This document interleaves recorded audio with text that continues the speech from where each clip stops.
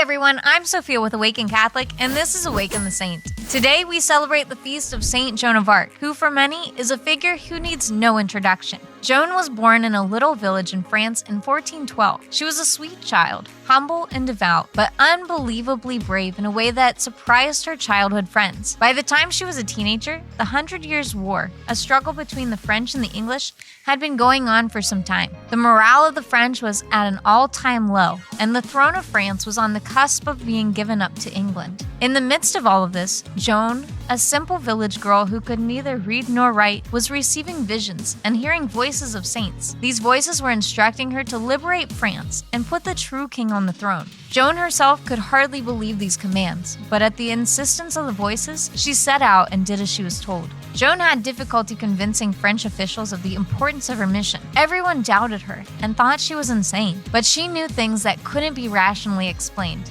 And eventually, half believing that she was really sent by God, they gave her an audience with Charles VII, the true heir of France. Joan convinced Charles that God had sent her, though a large part of the court still thought she was crazy. After a long period of questioning to test the truth of her claims, she was finally allowed to begin her military campaign.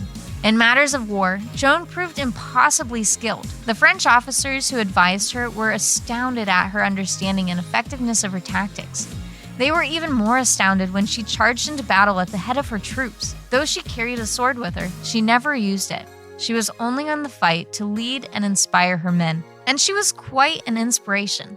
Joan won victory after victory, delivering her nation out of what seemed like a hopeless situation. As commanded by the saints who counseled her, she insisted on the coronation of Charles VII, an event which solidified the independence of France and rekindled the hope of the French people. Unfortunately, Joan was betrayed by the very man she helped put on the throne. Charles and his court were content to barter for peace instead of pressing their advantage. They stopped Joan from carrying out her plans and disbanded much of her forces. While she was still able to mount an offensive, she suffered several defeats and was captured and given over to England. Joan was put through endless bouts of questioning and rigged trials, in which she defended her actions with eloquence that astounded those in court. Despite this, she was still convicted of heresy by the English and burned at the stake.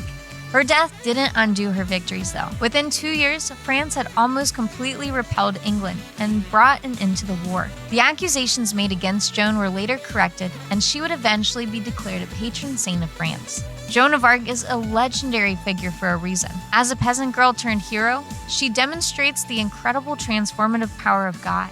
If we're willing to heed His words and live as He guides us, we can accomplish more than we could ever think we're capable of.